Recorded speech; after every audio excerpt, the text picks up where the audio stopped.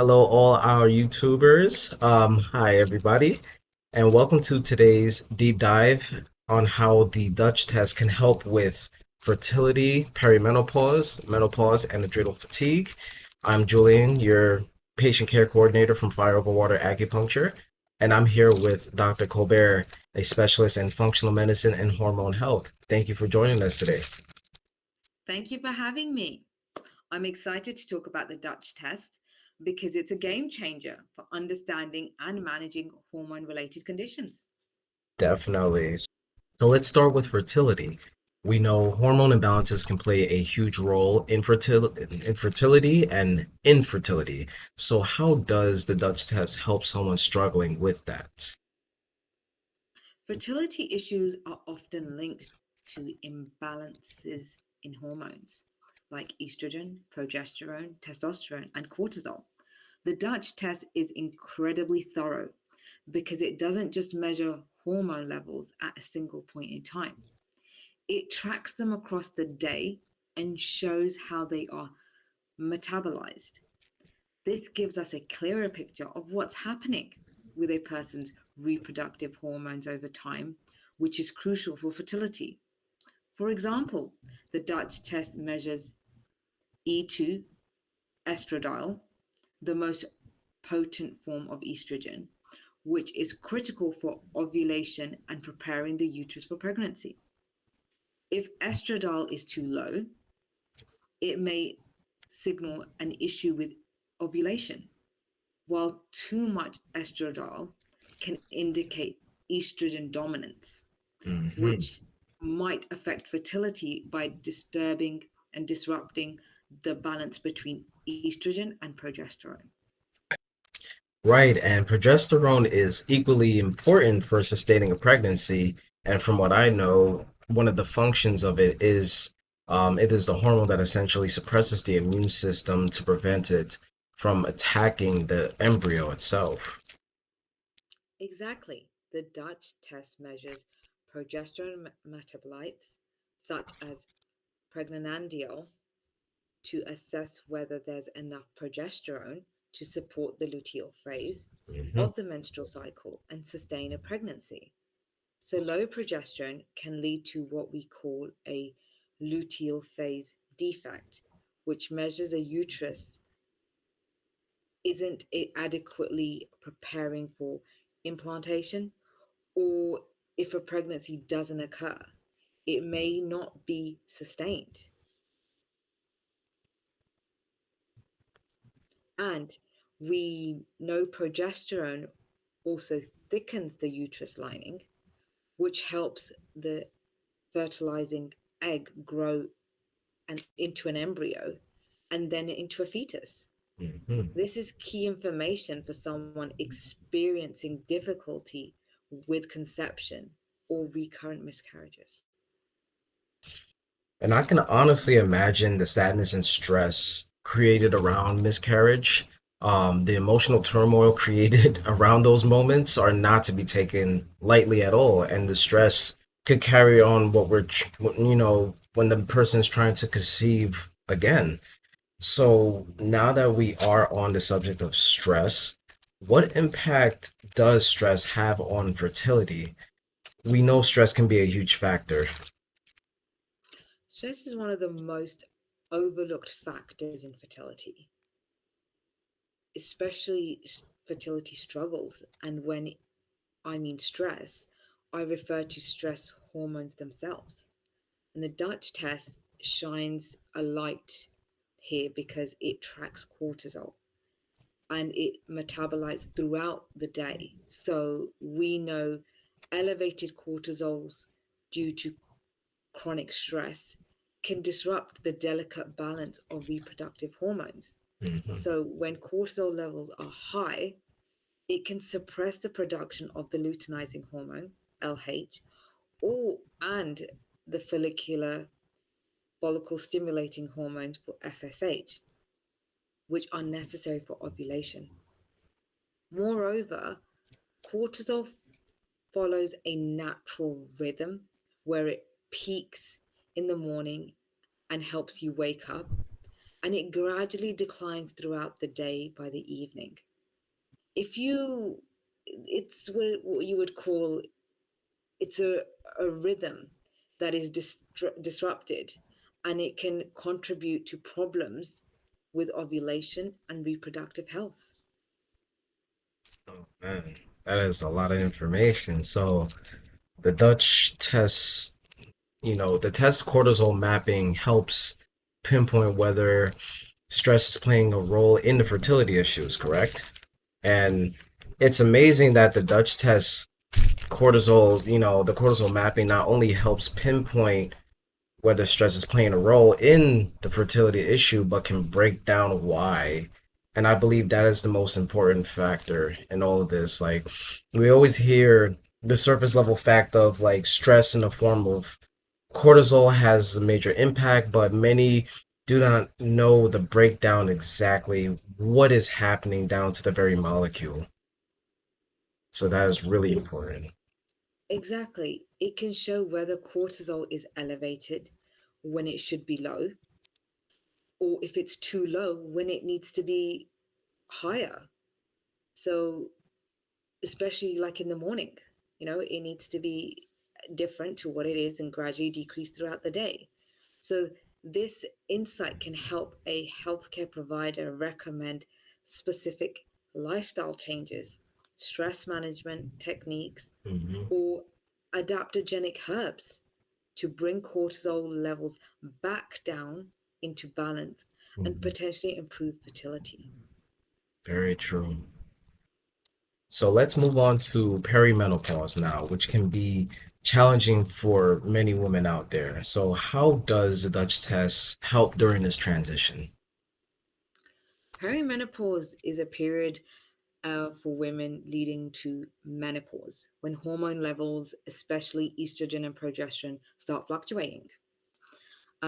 This fluctuation can cause a wide range of symptoms like irregular periods, hot flushes, mood swings, insomnia. So, the Dutch test measures these hormones in a detailed way, often providing insight into how they're behaving during perimenopause. One of the key things we look at during perimenopause is estrogen dominance, which occurs when there is too much estrogen related to in relation to progesterone. So the Dutch test measures not just estradiol, but also estrone and estriol, and it shows how these estrogens are being metabolized. Right. And we don't usually hear that kind of terminology too often. So, can you explain the importance of these estrogen metabolites, please? Absolutely. The Dutch test evaluates three forms of estrogen: estradiol, E2, estrone, E1, and estrol, which is E3. So, what's even more valuable is how it breaks down the metabolites of these estrogens. Hmm. The metabolites can follow different pathways, some of which are more protective and some potentially harmful. For example, 2-OHE1 or 2-hydroxyesterone is considered a good estrogen metabolite. Higher levels of this indicate that the body is metabolizing estrogen in a way that is less likely to lead to estrogen dominance conditions such as breast cancer. 16-OHE1 or 16-hydroxyesterone is a more potent metabolite and can be associated with estrogen dominance and increased cancer risk. 4-OHE1, 4-hydroxyesterone, is a mirror but potentially harmful metabolite because it can lead to DNA damage Hmm. and increased risk of hormone dependent cancers. My God. By seeing how these estrogens are being processed in the body, we can determine whether a woman is at risk of estrogen dominance and its associated symptoms and conditions which could affect her, like heavy periods, breast tenderness, or even endometriosis, which are issues for a lot of women's health and fertility. So before I get to my next important question, can you answer this for me? What exactly is a hormone metabolite? Because I know I've heard that word a couple of times, and I seem to be a little bit lost with the definition. I'm sure other people may have, the same question too. That's an excellent question. To keep it simple, it's a substance created when the body breaks down hormones, pretty much a byproduct after it has been used. And these metabolites provide information on how hormones are processed and eliminated by the body. So thank you so much for answering the question about the metabolites. So now to the more important question, what role does progesterone play during perimenopause? Progesterone is critical because it balances the effect of estrogen. In perimenopause, progesterone levels tend to drop earlier and more dramatically than estrogen, leading to estrogen dominance.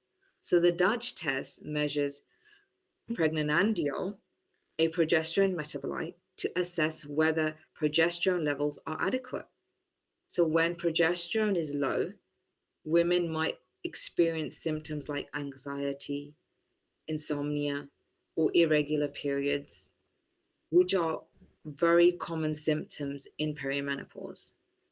So, balancing progesterone either through lifestyle changes, supplements, or bioidentical hormone replacement therapy, BHRT, are, can significantly improve these kind of symptoms for women. Yeah. So what about menopause itself? How does the Dutch test help women who are fully transitioning into menopause, and what does it actually show? Menopause is the point when ovarian production of estrogen and progesterone declines significantly, to be honest. But the adrenal glands take over a portion of hormonal production. So the Dutch test not only measures estradiol, estrone, and progesterone, but it also looks at adrenal hormones, which play a crucial Hmm. role during menopause. One key marker is DHEAS, which is produced by the adrenal gland and serves as a precursor to both estrogen and testosterone. So, as ovarian function declines, the body relies more on adrenal hormones like DHEA for maintaining energy levels, libido, and bone density. So pretty much the Dutch test helps with monitoring how the adrenals are compensating during menopause. Because I know we tend to understand like adrenals love to take over sometimes when things are under functioning. So Exactly. It measures both DHEAS and cortisol, giving a full picture of how well the adrenals are functioning. So, women with adrenal fatigue or high cortisol levels may experience a more severe menopause time of menopausal symptoms like fatigue, anxiety, insomnia, hot flushes, all those things. So, understanding the underplay between adrenals and the sex hormones can help fine tune treatments, whether it's through stress management, adrenal support supplements, herbs, or hormone therapy. They're all available. mm. And that leads us to the next topic, adrenal fatigue. So, adrenal fatigue is a common term we hear these days. Care to explain what that means and how does the Dutch test assess adrenal fatigue? Sure. Adrenal fatigue refers to a state of prolonged stress where the adrenal glands can no longer keep up with the body's demand for cortisol, which is a stress hormone. So the Dutch test provides a detailed cortisol profile it by measuring free cortisol, cortisol metabolites, and cortisone across the four samples collected throughout the day. Free cortisol reflects the active cortisol in the bloodstream, while cortisone is the inactive form. By comparing these, we can see if the body is shutting down cortisol, which often happens in cases of long term stress. The Dutch test also tracks the diurnal rhythm of cortisol, which ideally peaks in the morning and declines throughout the day.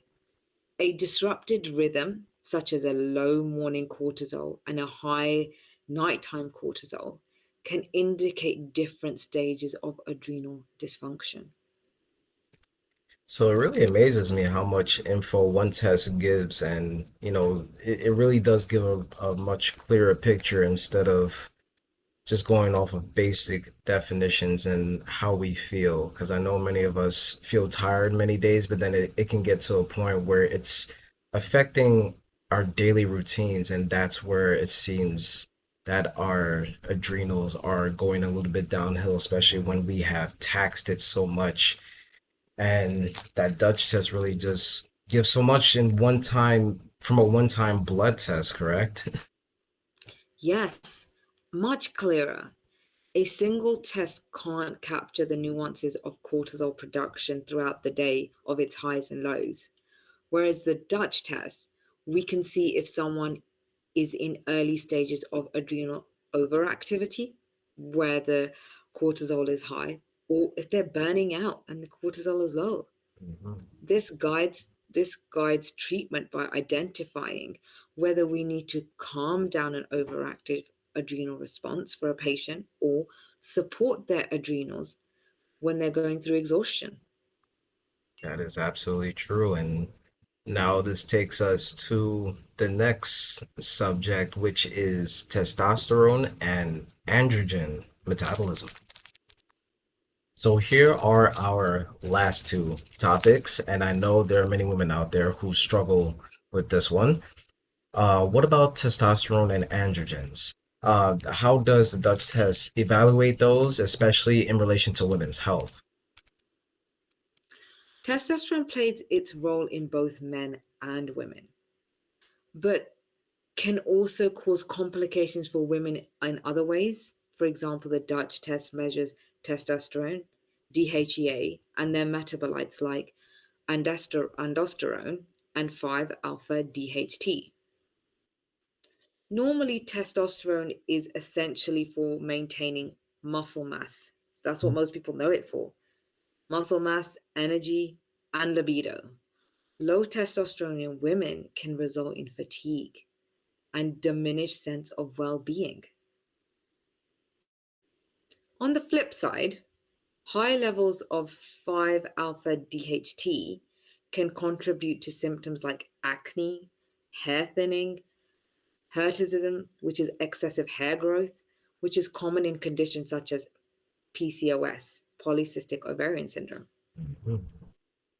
It's really good to have that kind of information when it comes down to testosterone and androgens. 'Cause I know there are many women who suffer from certain issues, especially when it comes down to like facial hair, even arm hair. Like there are many who struggle with that, and it forces them to go to other services and spend so much extra money when they are not realizing the imbalances going on inside them. So now this brings us to another issue, another big issue that, many people are going through, which is sleep, especially with stress and hormonal changes. So how does a Dutch test help in that area? The Dutch test measures 6 hydroxymelatonin sulfate, which is a marker of melatonin production. Melatonin is crucial for regulating the sleep wake cycle, and low levels can lead to insomnia or poor sleep. So, since melatonin production can be affected by stress, adrenal function, and overall hormone imbalance, measuring it alongside cortisol and adrenal hormones provides a much fuller picture of what is disrupting the sleep.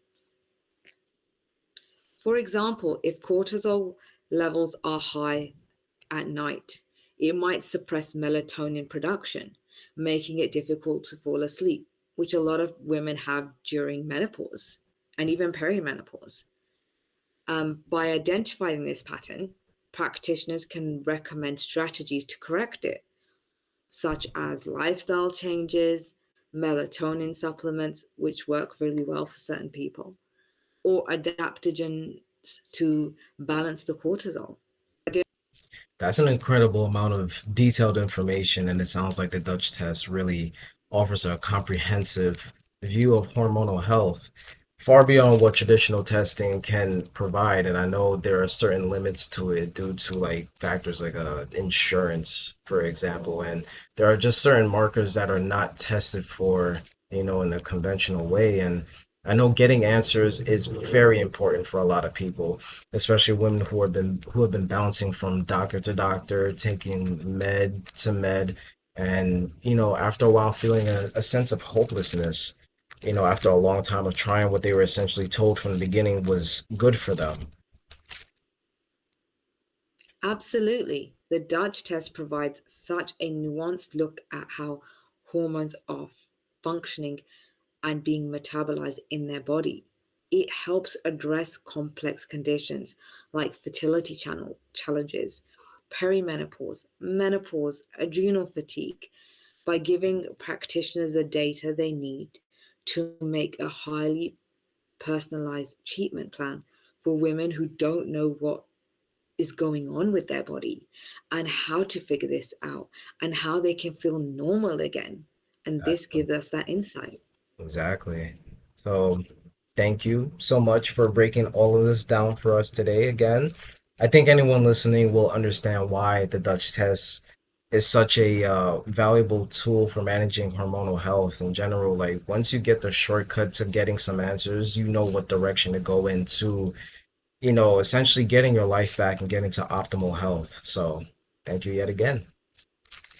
Thank you, Julian. It's been great to share this information with you and everyone else. I hope more people consider using the Dutch test to get to the root of their hormonal issues. And this is a service that they should definitely think about doing. Yeah, definitely. So, for everybody out there, I hope you watch this and see that, even though, essentially this is like an investment into your health. It's not just any random point of time of taking a test and, that's it. It's like you know where to go. And in a way, it's like finding yourself, when you understand what's going on in your body that has been fighting so hard to keep you alive and pushing day by day. So, you know, hope everybody enjoys this.